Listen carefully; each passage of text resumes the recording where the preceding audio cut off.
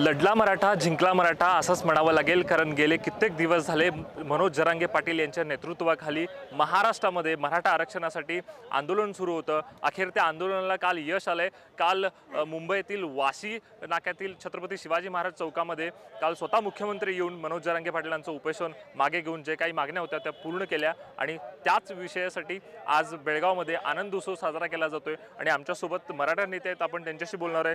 दादा नमस्कार, तरुण भारत न्यूजमध्ये आपलं स्वागत आहे। काय सांगाल, मनोज जरांगे पाटलांच्या एवढ्या मोठ्या लढ्याच्या यशानंतर आज बेळगावमध्ये आनंद उत्सव साजरा केला जातोय? सर्वप्रथम मी तुमच्या माध्यमातून मनोज जरांगे पाटील दादा यांचं अभिनंदन करू इच्छितोय।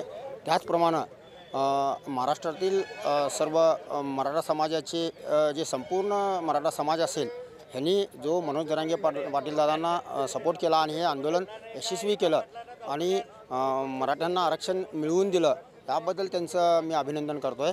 परंतु ह्याची पार्श्वभूमी जर आपण जर पाहिली तर हे आंदोलन यशस्वी होण्याचं एकमेव कारण असं असेल की मनोज जरांगे दादा पाटील हे निस्वार्थी पणानं निर्भीड मनानं शिवाजी महाराजांच्या विचारावरती त्यांनी आंदोलन केलं, कुणाशीही तडजोडी केली नाही। मग साक्षात ते मुख्यमंत्री असतील किंवा पंतप्रधान असतील ह्यांचं देखील त्यांनी गय केली नाही। स्वतः जनतेसाठी खुल्या मनानं जनतेसमोर सर्व निर्णय घेतले आणि म्हणूनच प्रामाणिक जो समाज आहे, शिवरायांचा समाज आहे, मराठा समाज आहे, यांनी मनोज जरांगे पाटील दादा यांना सपोर्ट केला आणि आपला हक्क मिळविलं। खरं म्हटलं तर आपण त्यांच्याकडून आपली ही जनता असेल त्या जनतेनं पण त्यांच्याकडून बोध घेतला पाहिजे। दादा तुम्हाला आम्ही आत्ताच बोलताना ऐकलं की तुम्ही सांगितलं की मराठा समाजाने एकत्र आलं पाहिजेत, कोणतीही त्यांच्या पाठीमागे ताकद नव्हती तरीही इतका मोठं यश आहे। दादा काय सांगाल याबद्दल? शिवाजी महाराजांच्या आशीर्वादानंच आपला मराठा समाज एकत्रित यावा आणि येणाऱ्या काळामध्ये येईल अशी मला खात्री आहे। दादा ह्या सोडून दुसरा प्रश्न विचारतोय, तुम्ही या अगोदरही मनोज जरांगे पाटलांना भेटला होतात, मनोज जरांगे पाटलांना बेळगाव आणण्याचा प्रयत्न होणार आहे का पुढच्या काही लढ्यासाठी? 100% मी मनोज जरांगे पाटील दादांना भेटलो आहे, त्यांच्याशी चर्चा केलेली आहे आणि त्यांनी आम्हाला वचन देखील दिलेलं आहे की आपण येणाऱ्या काळामध्ये बेळगावमध्ये येऊ।